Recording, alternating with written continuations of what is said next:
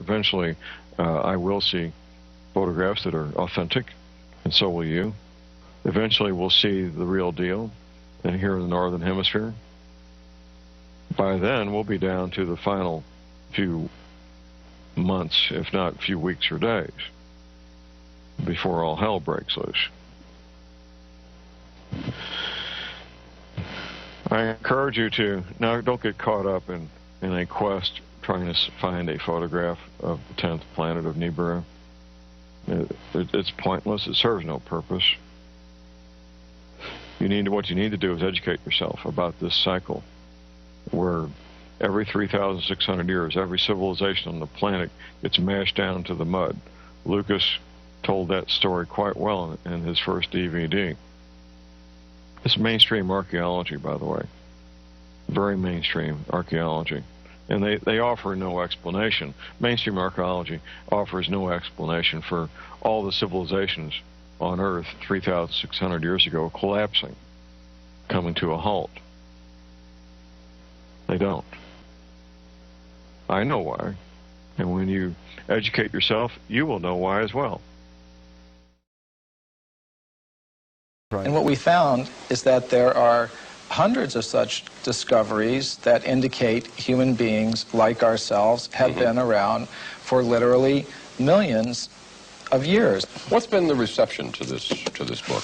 Oh, there's been, from the spokespersons of the scientific establishment, there has been absolute outrage. You referred to, in India, the Vedic literature? Well, yes. What is that? I was saying in the beginning that we do take our inspiration from these ancient Sanskrit writings of India. They're collectively called the Vedas. Among them are the Puranas. Purana is a Sanskrit word. It means history. Now, these histories tell of human civilizations on this planet going back millions of years. How do we know those are accurate? Well, that was our question, too. Richard Thompson and I, we thought, well, if there's any accuracy to those statements, there must be some factual evidence to back them up. Now, when we looked in the current textbooks, of course, we didn't find any such evidence, but we thought, well, let's look a little bit further. Practically speaking, archaeologists and anthropologists have buried almost as much evidence as they've dug up. In other words... Or perhaps overlooked? Cast aside? Well, yes, cast aside.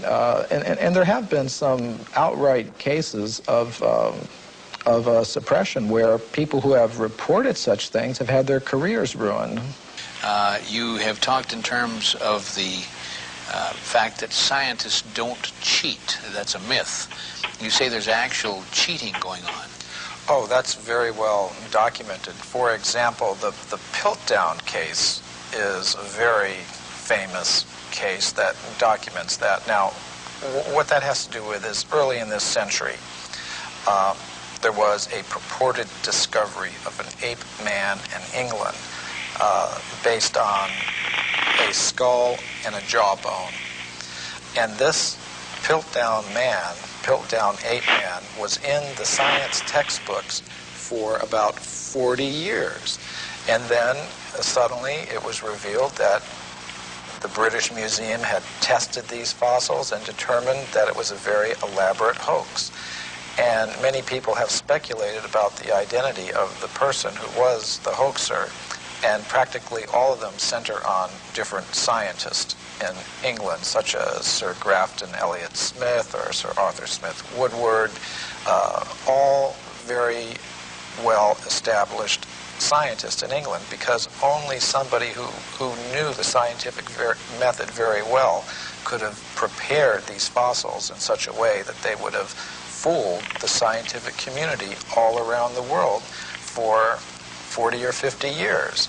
So some scientist who wanted to perhaps give some evidence in favor of evolution, because there's not very much of it, invented this ape man, and in a very sophisticated way cheated, literally. And this is admitted by the scientists themselves. And there are more examples I could give, and we document many of them in our book, The Hidden History of the Human Race. Myth number 3, Michael, that you have written, evidence that goes against human evolution is reported only by crackpots. Now this is one of the standard techniques that the scientific community tries to use against anybody that reports something that goes against their ideas. They try to label them in a derogatory way without actually discussing the facts. This human person who looked like us, existed millions of years ago, did not evolve from an ape, as we are led to believe in the Darwin theory.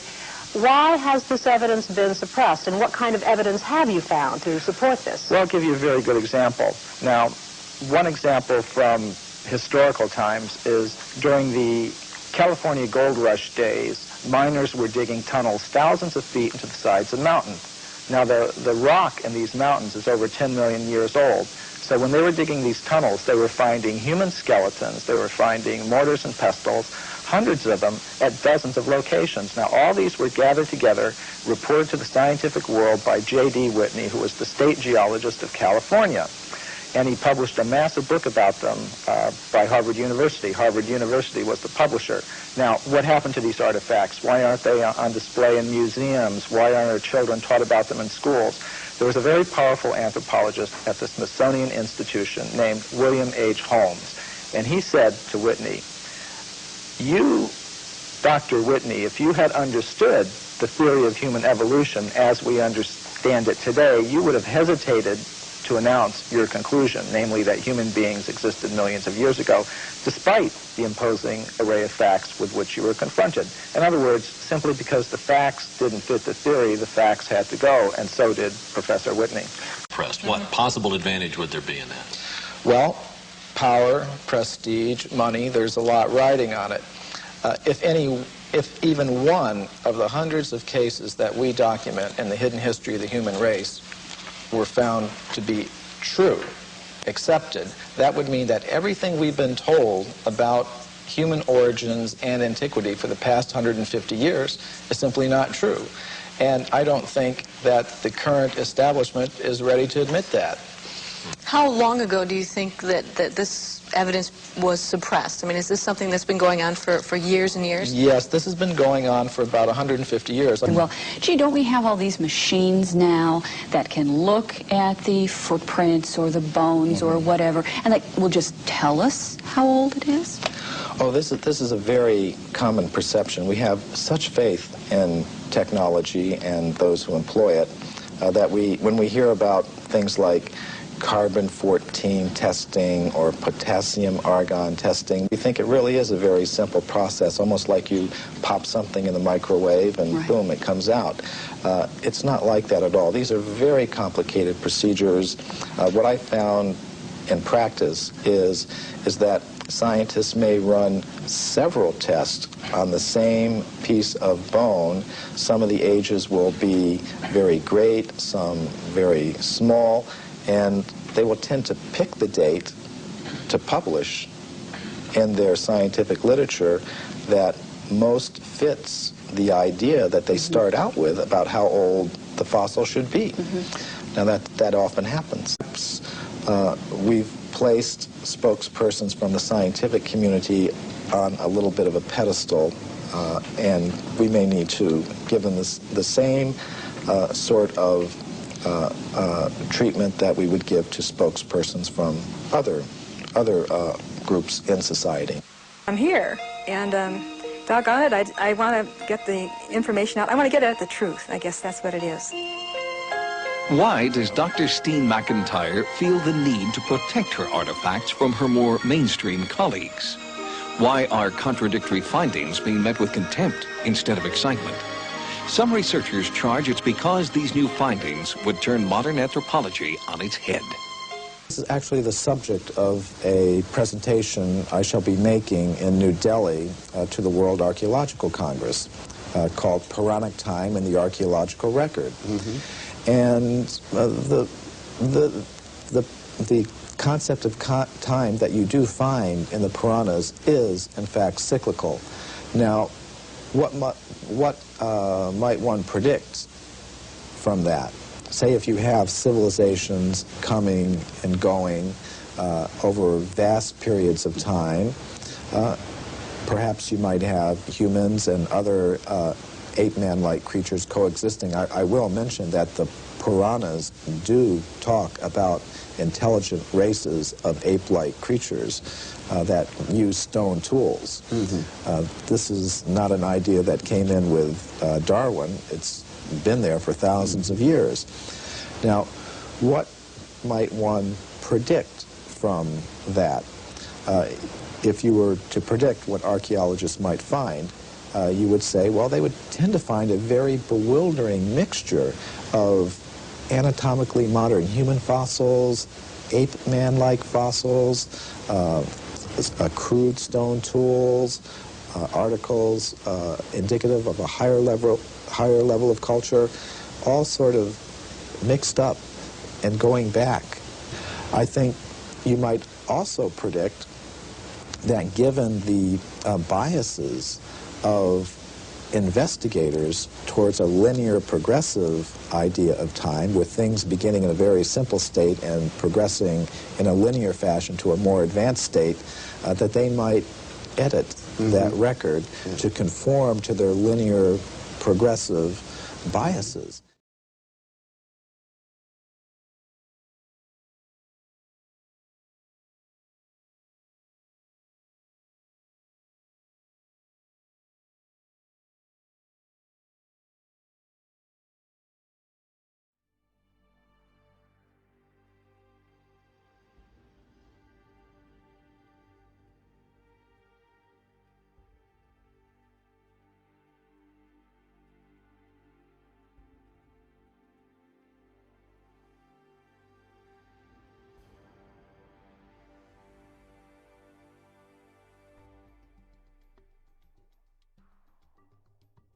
With stories of their cosmology, their cosmogony, their history, where we came from, how the solar system formed and all that. And that's what we're going to go over, what they had to say. Where did it come from? Well, originally when these things were being translated in the late 1800s, early 1900s, when the translators would read what they'd have to say, it was like, oh, come on, forget about it. Put them in the myth. These are myths. They have to be myth. It can't be true.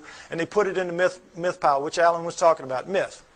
So, Zechariah Sitchin, a man named Zechariah Sitchin in the 1950s gets the idea, wait a minute, how does the first culture get a myth? Who hands it to them? Good question.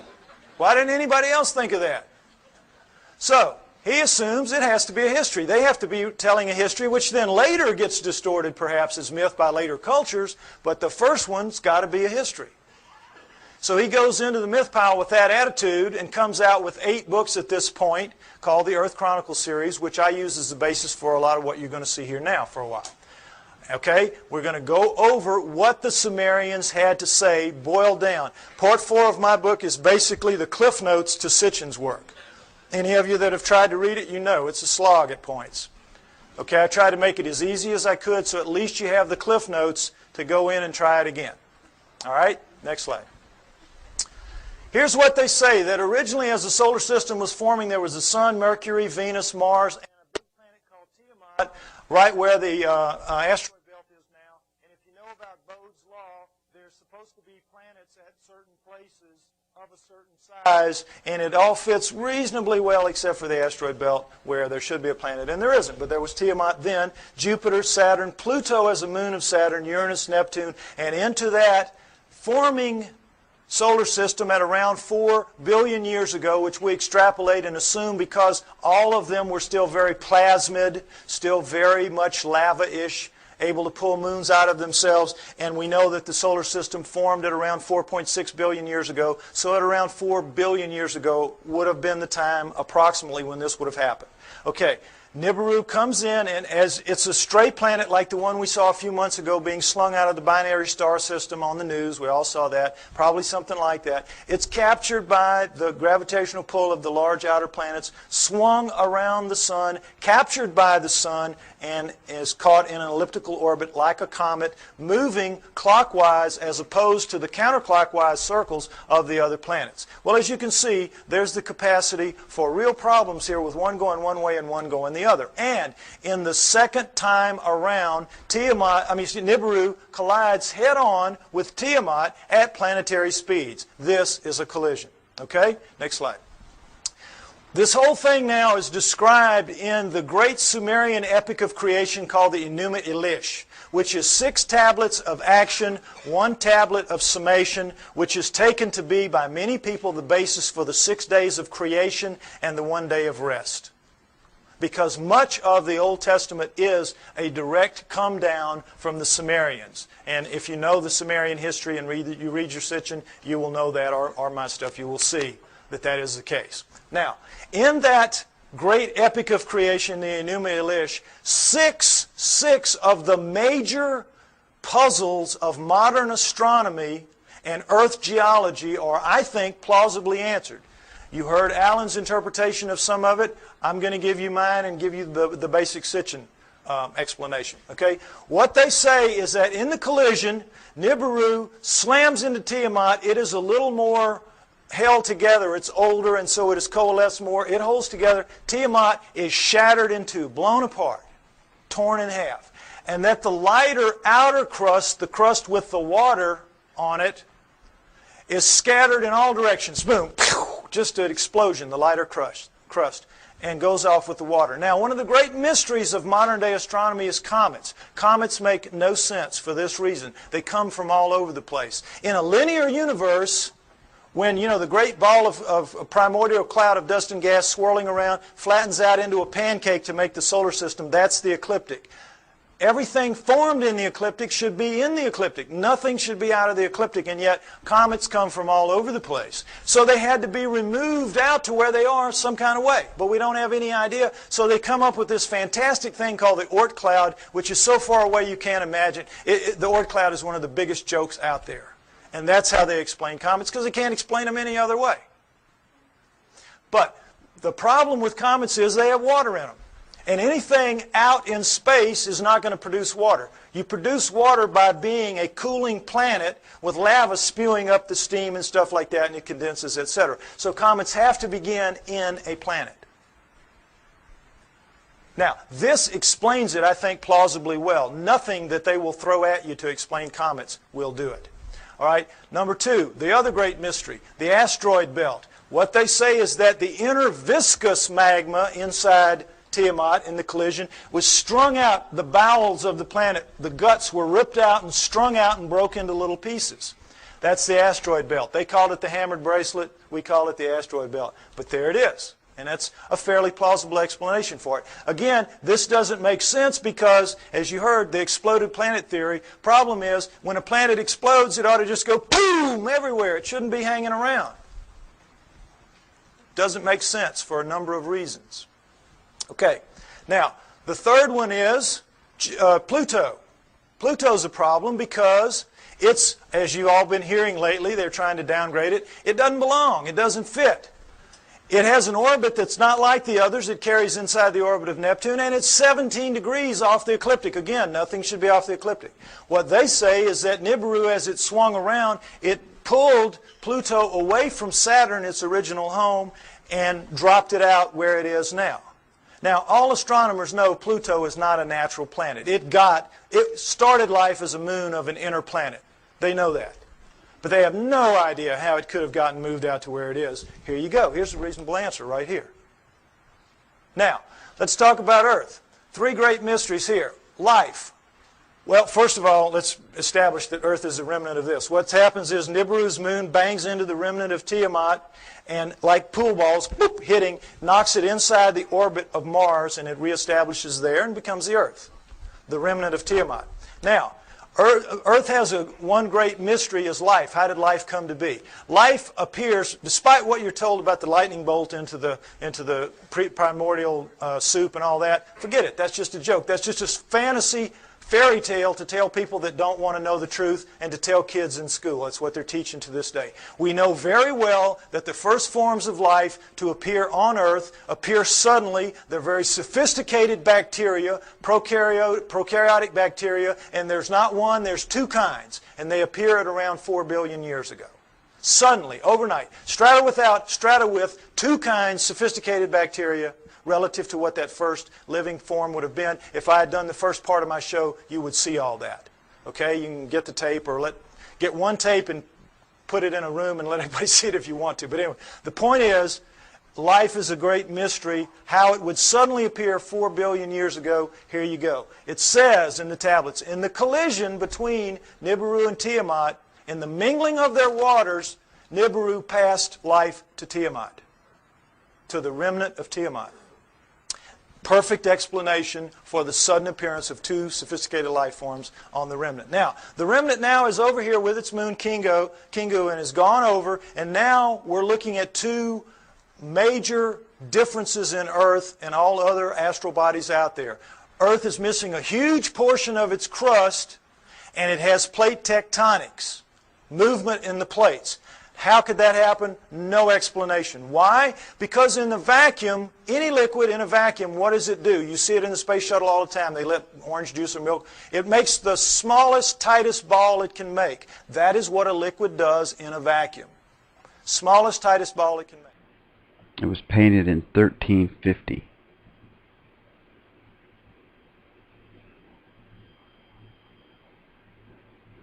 This one was interesting to me. Very interesting to me. And these people are all looking up. And there's a great group of people.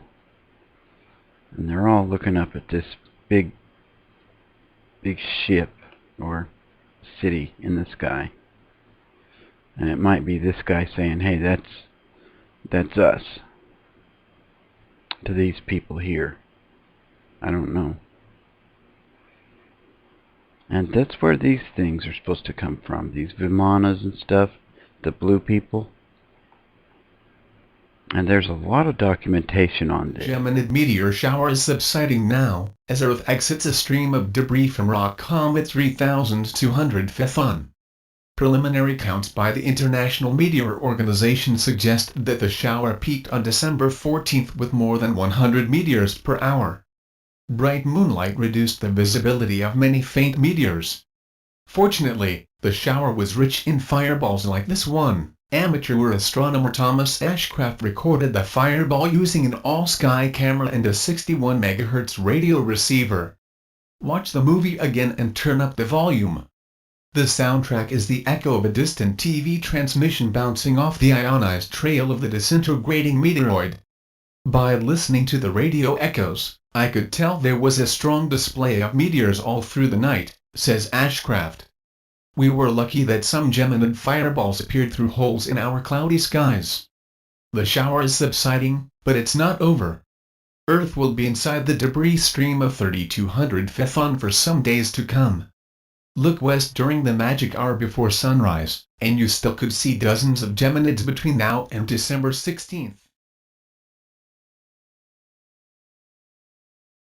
When the dust settled, here's what we had. The solar system as we know it today, with Nibiru moving in this clockwise 3,600-year orbit, and I say it passes outside the orbit of Mars, inside the inner edge of the asteroid belt, and the last time through, I think, was around 200 BC, which means it's just past aphelion out here, and it's going to be back around 3400 AD, about 1400 years. We don't have to worry about it if I'm right. You will get arguments about these dates. Some people use textual interpretations. I use the date of the ending of the Ice Age, which I believe was caused by Nibiru passing through and lifting the tides. You can read about why I think that in the book. And I use the dating of the ice cores and the tree rings of science. I try to make my work as scientifically based as I can because I expect someday to be able to go toe-to-toe with those guys, and I want to be able to do it on their turf in their terms. Okay? So, next slide. All right. This is some of the proof for that story that you've just heard, and it starts with cylinder seals. And I just want you to see what a cylinder seal is. There are about 5,000 of these that we have. There were their printing press. It was just a thing they would roll out on the clay to leave little pictures like this. Now, when they had a story to tell, they told it in the tablets like you saw. But when they had an event that everybody would know the event, like I showed you that cartoon, and everybody here, we all knew in a very small space that was talking about millions of words and thousands of volumes about evolution. Am I right? We all knew. Well, they would all know this was the story of the time the gods or whoever gave the water to the water buffalo or whatever. The point is, notice the fine detail in the best of the cylinder seals, and then realize that these are basically 2 to 3 inches high. They're like big spools of thread. Made out of precious and semi-precious stone, carved in a circular format so that they roll out flat and three-dimensionally. Now, when asked how this was done, science says, well, they could only have bored little holes into the rock and then abraded them out like they, to the degree that they wanted. Well, the sand would be bigger than the holes you need to do this, some of this work anyway. There's just no way. Lasers, this is not even an inch square here. Lasers would have a hard time doing this if they could do it. Nobody knows how they did this. They're just pulling one out of the hat on you. Okay, next slide. This is the one I want you to see. This is a much older one, much more worn, as you can see. 4,500 years, 4,500 years, 2,500 BC. It's VA 243. It's in a museum in Berlin. It's well dated. And it's called the Granting of the Plow. This is a seated God. See him in his chair with a plow in his hand. And this is a standing God, and this is a human. How do we know they're gods? Because they have horns on their helmets. Horns on their helmets. Notice the horns. This is how you signify gods, or they did anyway, the Sumerians did on their cylinder seals. And I want you to pay special attention to this because later at the banquet we might see a real live Anunnaki helmet. We might see that. Okay, now, normally they would put astronomical signs up here to indicate who the god was because not everybody would know. But in this one, obviously everybody knew. And as you can see, this the human is carrying this kind of skunky old digging stick that the most primitive people have, even to this day. And this new wooden plow here, 4,500 years ago, we can go to Egypt today and see this very plow, and in many other third world countries still being used, this very plow. Okay, so no question it's the granting of the plow. But this is what makes this special right here. Let's see a blow-up of that. What is this? Solar system, right. Sun, Mercury, Venus, Earth, in their relative sizes, mind you. Earth, Moon, think how small that is. What grain of sand dug that out? Mars, and then, what should be here? This should be the asteroid belt. This is Nibiru, folks. Nibiru. Jupiter, Saturn, Pluto as a moon of Saturn, Uranus, Neptune. Notice that it's only a little bit bigger than Uranus, Neptune. It's about 3 times bigger than Earth. Nibiru is a good-sized planet. Good-sized planet, according to this. Okay? Now, again, what proof do we have of any of this? Let's take some look. Let's take a look at this. All right, here's a look at the solar system that you don't get to very often. And did it occur to any of you that we were looking at a cylinder seal carved at 4,500 years ago that had Uranus in it that we only discovered in 1781 when our telescopes got good enough to see it? It had Neptune, when we discovered in 1846 when our telescopes got good enough to see it, and Pluto, which we discovered in 1930 when our mathematicians got good enough to tell our astronomers where to look for the thing because it was so small. What are the Sumerians doing knowing about that? Furthermore, what are they doing writing in one of their tablets that if you look at these two, Uranus and Neptune, in the heavens, meaning right out on them, they look like blue-green watery twins? When we didn't find that out, we thought they were just big old gas bags like Jupiter and Saturn until Voyager went out there in 86 and 89 and found that, lo and behold, they really are blue-green watery twins. What the Sumerians said 4,500 years ago. Furthermore, they didn't count the way we do. Earth was not the third rock from the sun for them. It was number 7. So that means they were counting from out here and they were putting Pluto in its correct place. What are they doing with all that knowledge? Well, they make no bones about it. They say everything that we know, everything that we are, everything that we have comes from the people living on Nibiru. The people living on Nibiru came to Earth and gave us everything that we have, everything that we know, our great culture. Now, What's the proof of that? Is there any proof that any ancient advanced civilization was ever on Earth at any point in the dim or distant past? Yes, yes. The megalithic structures out there, the pyramids, Tiwanaku, Baalbek, Teotihuacan, Stonehenge, you name it, a couple of dozen of them. All of those are impossible for human beings to recreate today.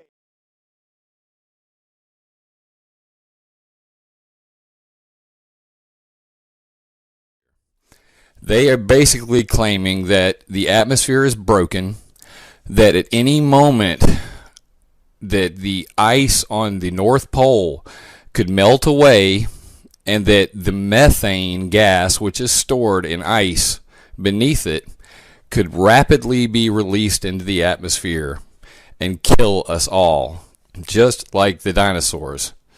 So we're in dire straits, according to these people, and they want to do things such as fly military planes up there to spray sulfuric acid into the stratosphere, which is the uppermost parts of the sky. They want to coat the sky in sulfuric acid to reflect the sunlight away, to cool the planet down. And why would they want to?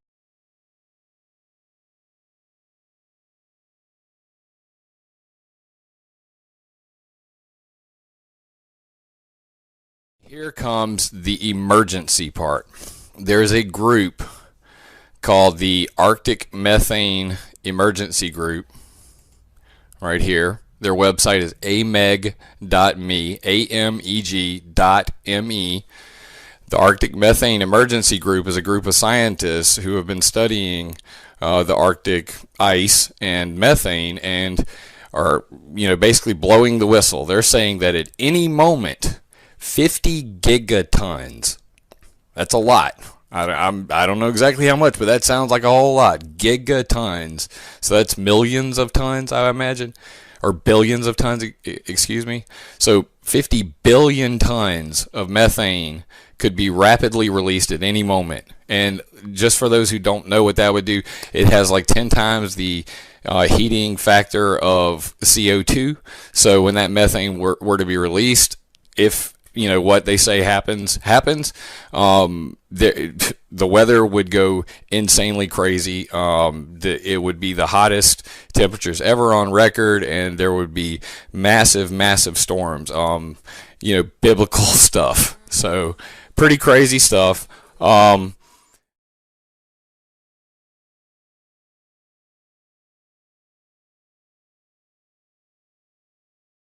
have a tough time up in there.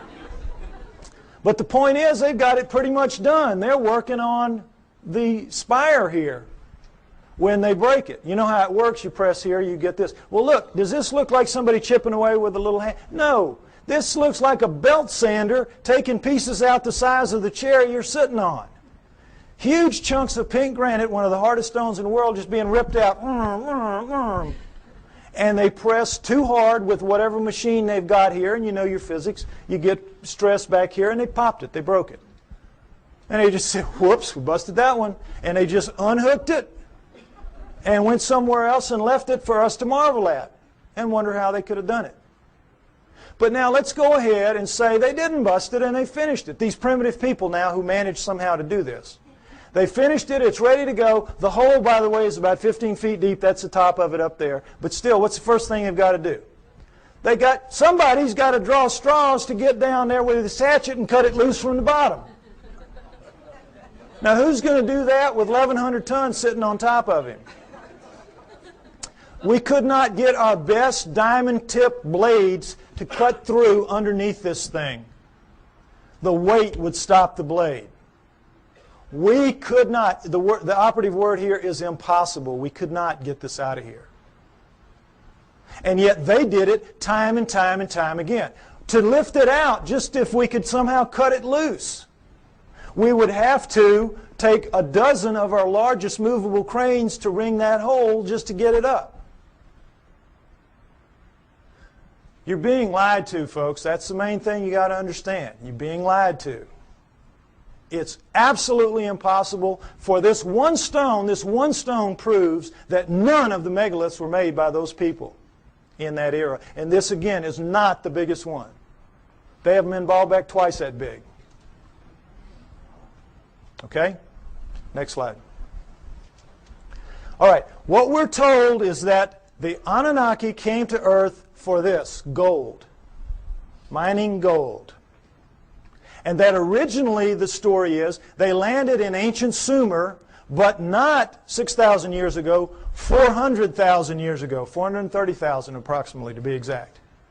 400,000 years ago they land in modern-day Iraq, and they set up shop in the Tigris-Euphrates Valley, and they call their home away from home, their home away from Nibiru, the Eden. You'll see a poster out there by my thing, Anunnaki over Eden. That's what that means. Because that poster is the Tigris River Valley that the symbol is rising above. That is where it was. That is where Eden was, according to them, and that comes down in the Bible as such. So they set up camp and they placer mined the gold out of those rivers. What do they need gold for? They needed to repair their atmosphere. In their rise to high technology, they had damaged that big, 3 times the size of Earth atmosphere, the same exact way we're damaging ours in our rise to high technology, and they ultimately had to repair it with very fine particulates of gold, like talcum powder, blown up into the stratosphere above it so it would ride above there and act as a reflector and an insulator from cosmic rays, which is, you see that on the masks of astronauts and in the capsule and all that. Gold is a wonderful stopper of cosmic rays. So that's what they had to repair it with. It's what we will have to repair it with. We'll have to do exactly the same thing when the day comes for us to have to face up to what we're doing to our planet. Okay?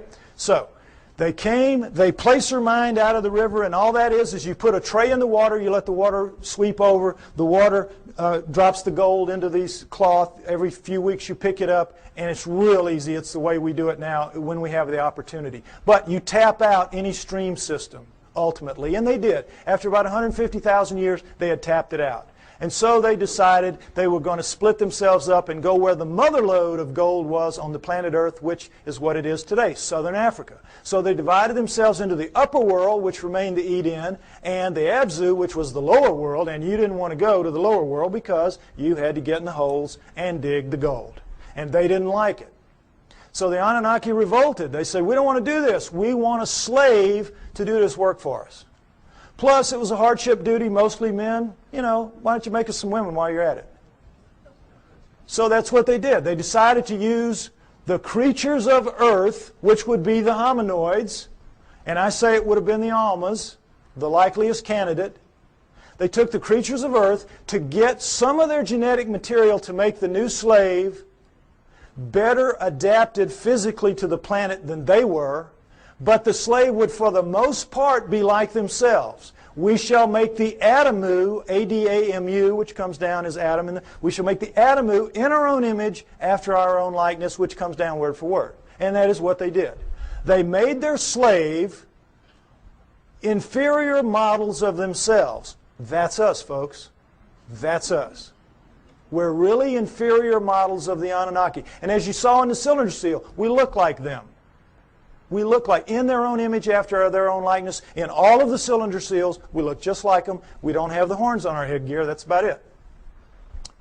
We are them. That's why we're not adapted to this planet. That's why we're so obviously not a part of this planet. We have their bones. We don't have primate bones. We have their muscles. We don't have primate muscles. We have their skin. We don't have primate skin. We have their body pattern, their hair patterns on their body is ours. We have thickest on our front, thinnest on our back.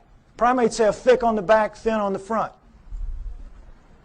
We have their eyes, their poor night vision eyes.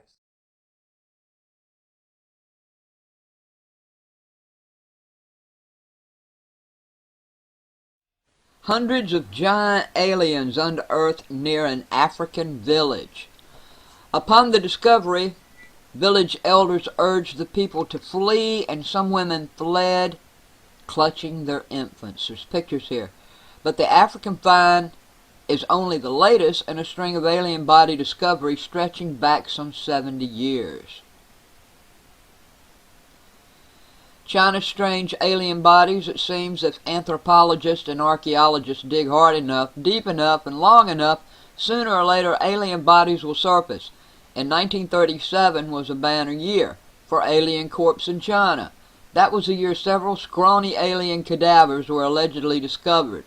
All had huge heads, and buried in caves nearby were mysterious discs that came to be called Drapa. Like these beings to kind of be part of that line as well. And who do you think they were? They were like the kings and the royals of that area? Well, they definitely were the royal family of the area, because the tombs that they've been found in have been rich in very incredible ornate tapestries, fine ceramics, etc. And that's typical anywhere in the world where you find royal tombs. You tend to find very nice artifacts, whereas a farmer's grave will tend to have not much in it. So we do know that they were of a royal class. Part of the mystery is that when the Nazca take over the area, which was about 100 AD, all of a sudden the elongated skulls disappear from the archaeological record. They're not really found that much amongst the Nazca tombs. And so it's my beginning of a theory that I think the Nazca, in fact, eradicated the royal family of the Paracas for some reason. But I can't understand why you wouldn't find the Paracas in the archaeological record once the Nazca take over. However, when we look, the thing is that this phenomenon existed all over Peru, and also in the area of many parts of Bolivia, including Tiwanaku and Pumapunku, and other sites in Peru where you find megalithic structures. I'm starting to find direct correlations between megalithic building and the presence of elongated skull.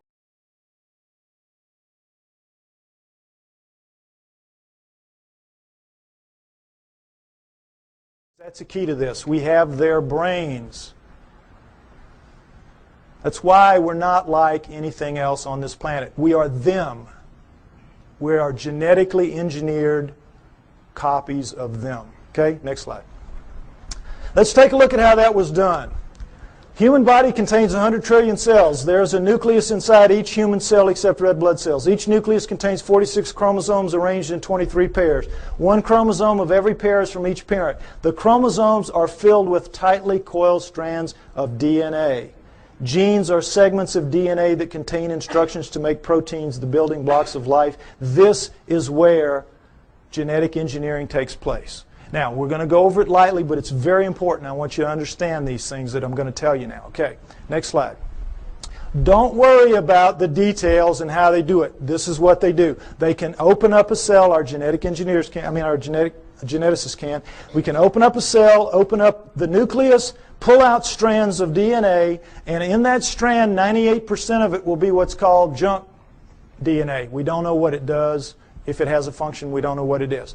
2% will be what are called, prosaically enough, the working segments. They work. They do what they're supposed to do. They make the proteins. Now, if you cut in the junk above a working segment and in the junk below and remove it, and have done the same with another strand of DNA over here, you can move anything into anything else. It can be animal into plant, plant into animal, fish into fowl. It does not matter, because all living things at the most fundamental level are exactly alike. Understand that. We're all made of the same 4 base pairs, the same 20 amino acids.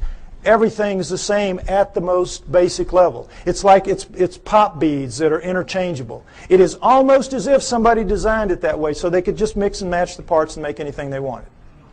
Isn't it? Something to think about. Okay, but the problem with it from an engineering standpoint is this. You're not cutting with a blade. These are not precise cuts. The blade would have to be a few molecules thick. You're cutting with chemicals. Chemicals. Now, the chemicals can cut pretty accurately, but mistakes are going to happen. Something's going to ooze out where it doesn't belong. Something's going to splash over it where it doesn't belong. Mistakes are going to happen. Inevitable. We know that. We make mistakes all the time. Another problem with genetic engineering is you don't know what you're going to get when you do this. You can't predict. You have to decide what you're going to do. You have to do it. You have to let it express, which is live. and see what you get, and then use that to determine what you do the next time. And of course, the great fear in genetic engineering is somebody's going to make a mistake and create the Andromeda strain that's going to kill us all. A legitimate concern, although everybody's very careful, and I'm not too worried about it. But mistakes do happen because all of this is so incredibly microscopic. It's out of the nucleus of your cells. Imagine how microscopic it is. But don't try to figure it out. I can't even figure it out. It's really complex. But they do it. Okay, understand that. Now, with that in mind, let's look at some of the proofs that I say indicate very clearly that we are, in fact, what the Sumerians say, a genetically engineered species by the Anunnaki. Next slide. Okay, here we go. The cerebral cortex is the deeply convoluted surface region of a brain that is most strongly linked to intelligence, lower right. It's the stained part out here. If you peel that off of the brain of a rat, it will cover a postage stamp. Peel it off of a monkey, it'll cover a postcard. Peel it off a chimp, it'll cover a sheet of typing paper. Peel it off of us, and it'll cover 4 sheets of typing paper. Now, you can see this is a transition. This is clearly a transformation. Now, there's some weird things about it. These guys are using all they've got. All they've got. We're using 1/2 of one page in a very different way than they are using what they have. 1/2 of one page. How do we know? We all know. We use about 10% of our brains. We know that from the studies done with idiot savants. You know that. And we know there are thousands of miles of neural network in our heads not being used. We don't know why. We don't know why. I'll tell you why. We shall make the atom who's strong but not too strong, smart but not too smart. They sealed it off genetically at the 10% mark or wherever it is. We don't know exactly where it is. But wherever it is, they sealed us off. You don't want your slave to be anywhere near as smart as you. You, in fact, want your slave to be so decidedly inferior to you that you never have to worry about treating it like a slave. So they engineered us to be really clever to ourselves, but for them, we were smart enough to talk, take instructions, act with a little bit of ingenuity and self-reliance. They could turn things over to us and kind of let us take over and do it. They gave us just enough to be wonderful in our own eyes, but be pond scum relative to them. It's what they did. So, it's pretty clear in as much as that, and now understand with the idiot savants, for those of you that don't know the proof about this, idiot savants get some beam of light in the damage to the good 10. They get some beam of light and it will strike somewhere in the other 90%. You all saw Dustin Hoffman in Rain Man, remember? Well, they get it in math, they get it in music, they get it in sculpture, art, whatever, wherever it strikes. Now, if there's just one, we could say, well, that's a freak of nature. But we've had lots of them, lots of them. So we know that all of this is out there. It's in our heads. We just can't access it. We just can't use it. But if it wasn't in our heads, it wouldn't be in their heads. So we know that it happened. They have no idea how. Well, I say that the Anunnaki did it deliberately, and that makes sense to me. Next slide. Okay, mitochondrial DNA, late 1980s, you might remember this. In humans, over 99.99% of a cell's DNA is packed into the cell nucleus with a small amount occurring outside the nucleus in small structures called mitochondria. That's these babies right here. They're about 16,000 base pairs long. Now, when you have a mixing and a mating, the DNA in the nucleus mixes. But with the mitochondrial DNA, it does not. Sperm doesn't have mitochondrial, eggs do. And so females pass it down intact generation after generation. Well, when this was figured out in the 70s, boy, the botanists and the geneticists said, great, now we can go and find out if the split from the common ancestor was closer to 8 million years or closer to 5 million years. Remember that? We're going to now pin it down. It's going to be one or the other. We're going to figure it out. So they went out and they took the mitochondrial DNA of women all around the world, every race, every creed, every culture, every country, and they brought them back to the lab and they started working on them. And when the answers came in the late 1980s, it was not 8 million years ago.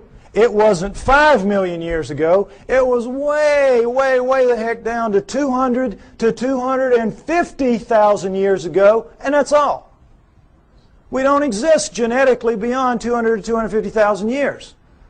And of course, needless to say, the anthropologists said, you guys are nuts. We've got these skulls showing, these bodies showing, these prehumans showing that we go back millions of years. What's the matter with you?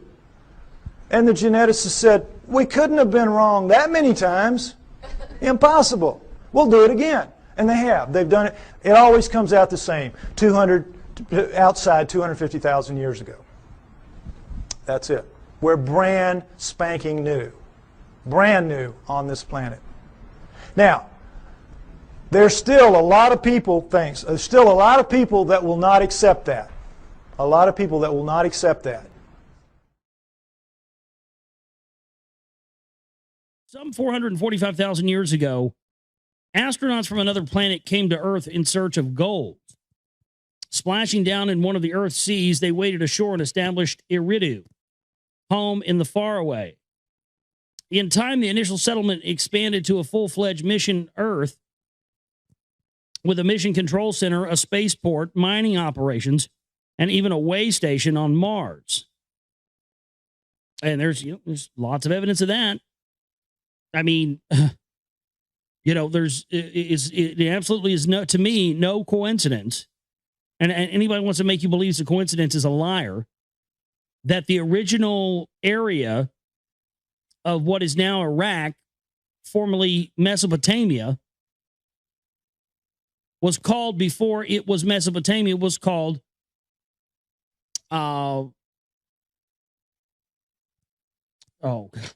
Cydonia. Sorry, I had a brain fart there for a minute. And the area also on Mars where the face was found is also on Cydonia. Coincidentally enough, both places are also located on the 33rd degree parallel. Yes, you heard me right. Ancient Mesopotamia. This is the Anunnaki, the self-proclaimed gods over mankind. This is what they look like. They are the same creatures that staged the saucer crash in 1947, the ones that were autopsied on TV. When I say stage, I mean that was the Anunnaki way of getting a double agent here on Earth to oversee and direct the Illuminati, and the Illuminati went to great expense to convince you that these creatures do not exist.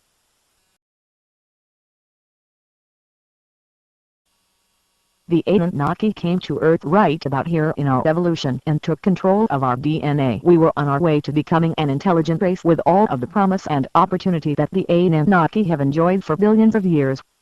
The Anunnaki came with one purpose in mind: how to turn the Earth into a planet that they can inhabit. The Earth was the perfect choice for the subterranean creatures with its vast underground oceans of oil. The main task would be to remove the oil, leaving hundreds of millions of square miles of underground open space for their cities. More oil is burned into the atmosphere every day than all the cars, trucks, and planes burn in 10 years.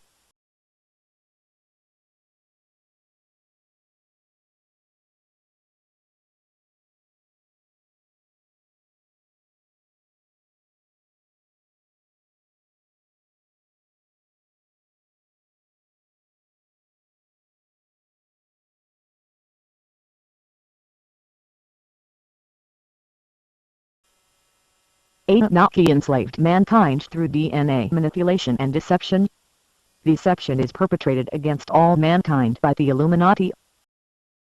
The Illuminati is now carrying out thousands of attacks on mankind. Under the instruction of the Anunnaki Satan, who is a double agent serving the Anunnaki. This whole deception was carefully planned out and is going as planned. The Illuminati, even after all of their hatred, torment, and murder of their fellow man, they are innocent. None of us ever stood a chance against the Anunnaki deception and DNA modification.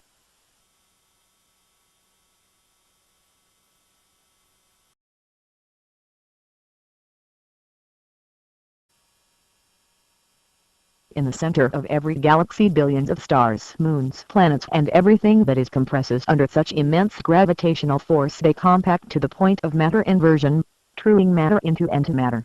When this happens, the most incredible phenomenon happens: consciousness. I think, therefore I am.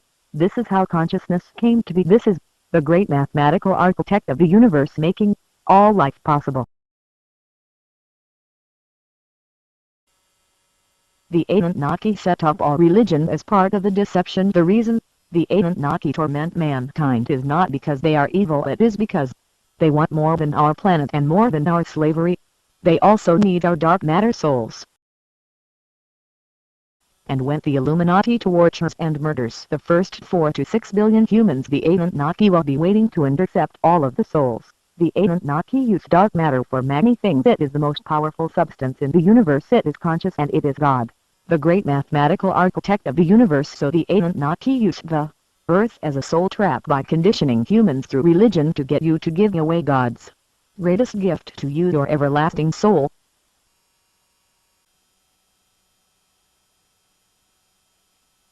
The Anunnaki control matter with their minds. They can create life out of raw matter using only their minds.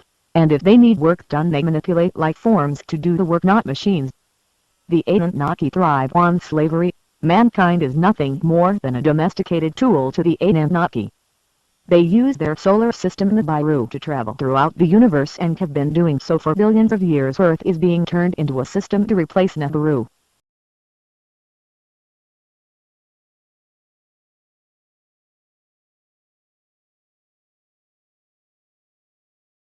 When Earth is completely operational and when the Illuminati has carried out a decimation of the masses, the last prophecy will be fulfilled. The Illuminati will be relocated to Nibiru, a dying hell-type planet, and the meek Anunnaki will inherit the Earth.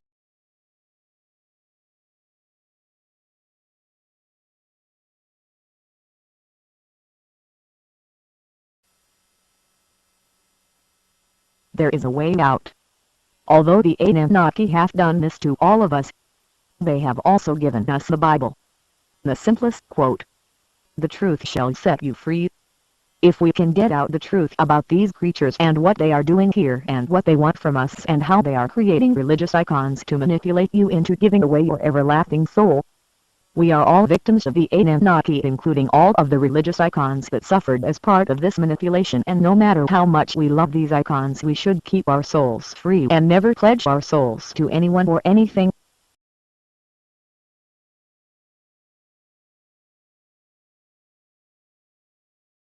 That I brought to life a civilization that was hardly known before. And that is the Sumerian civilization.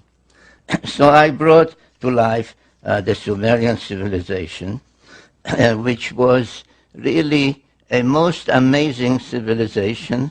It blossomed out in what is now southern Iraq.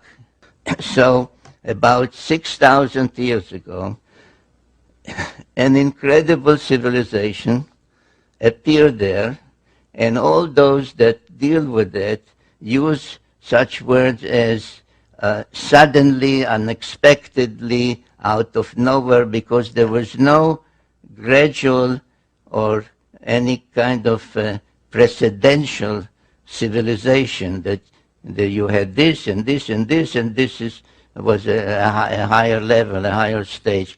Suddenly, from what we may call primitive, though they were not primitive people, but they were farmers, hunters, etc. But suddenly there appeared cities, high-rise buildings, societal organization, kings, priests,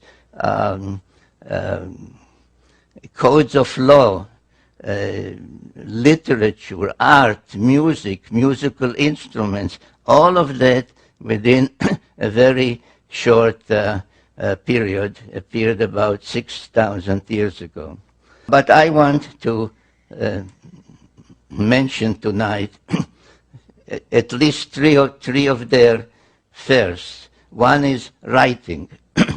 They developed a writing system called cuneiform, where the scribe using a stylus would make wedge-like symbols or indentations in wet clay, which when it dried would become a permanent record. But let's say that this is a clay tablet, and I once held up a copy of my book, not this one, this DVD, and I said, which one of the two do you think would last another 1,000 years?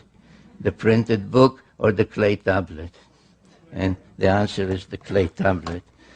So we have writing, which of course meant a language and grammar and literature and epic tales and lullabies were written down, recipes. So writing was one of them. Another thing was pictorial depictions. They took stones, mostly semi-precious stones, and made cylinders about an inch or so, sometimes longer, but basically about an inch, a cylinder of an inch, and would engrave, and nobody has figured out to this day how, in this hard stone, they would make an engraving in reverse, like a negative, which when rolled on wet clay would become a permanent depiction, the way we say print our presses, the rotary presses now, the newspapers. And the third thing that I would like to mention and stress this evening was the high-rise buildings. They were the first to use bricks and to build high-rise buildings, like stage pyramids that would rise 100, 120, 160 or more feet high. Some think that these were the towers of Babel, mentioned in the Bible. Actually, it's not so, but every major city, Sumerian city, had a sacred precinct, and the sacred precinct had such a ziggurat, as they were called. And they were used primarily for astronomical observation. And indeed, their knowledge of astronomy, or in the field of astronomy, is one of the most amazing Sumerian legacies. This is, for example, the imprint of a cylinder seal. You can actually see the seal in Jerusalem. There's a museum there called Bible Lens Museum. And this is, if you ask a regular scholar, what is it? They'll show it. He'll say this is a beer drinking scene, because the Sumerians were also the first to invent beer. And drinking beer was a social event. You can see people are coming to participate in that, and beer was drunk through a straw. The way I understand in, say, in Latin America or in Argentina, they drink mate tea with a straw. But as many other cylinder seals, they were decorated with celestial symbols.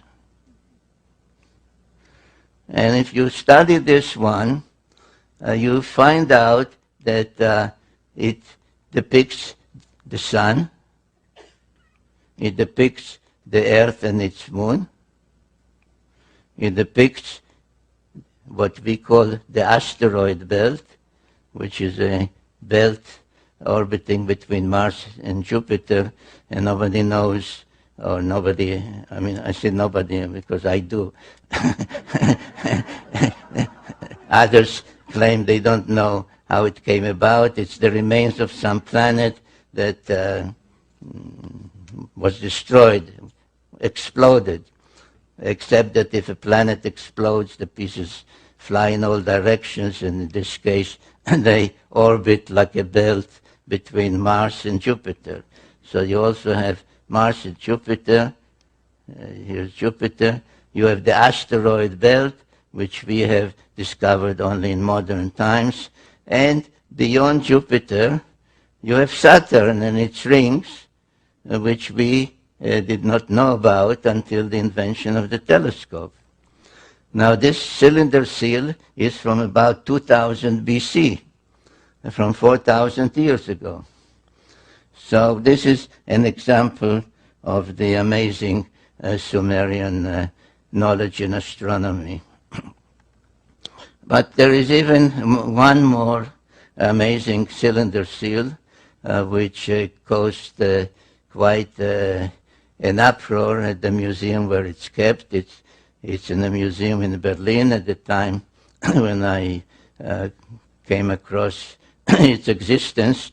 It was East Berlin, but they cooperated with me. They sent me a photograph. And if you ask scholars what is the scene depicted, they say, well, this is the god of agriculture granting the plow, a primitive plow, to mankind. A representative of mankind is introduced by a lesser god to the main god who grants the plow. And just as an aside, I'll say, so you tell those same scholars at the museum or in any of their scientific magazines, say, so there was a god of agriculture and that's how you look. They say, no, that's a mythological scene. That's just mythology. But whatever it is, there is an interesting celestial depiction on this one. And this is the long story, which I gave you as briefly as I could, of what the Bible says in chapters 2 and others of Genesis, that a group called the Elohim, which is a plural term, literally meaning the lofty ones, translated God, said to each other, let us, in the plural, let us fashion the Adam. Adam comes from Adamah, which is earth, so Adam, literally earthling. Let us fashion the earthling in our image and after our likeness. And this is essentially in one biblical verse what the Sumerian tales tell in quite a number of creation texts. And then after they achieved that and everything seemed to be in order, the deluge came and destroyed everything. So after the deluge, there are tales, by the way, Sumerian tales describing the deluge and its reasons and its what caused it and why was one God angry and said, let mankind perish, etc., etc. But that's needs another evening.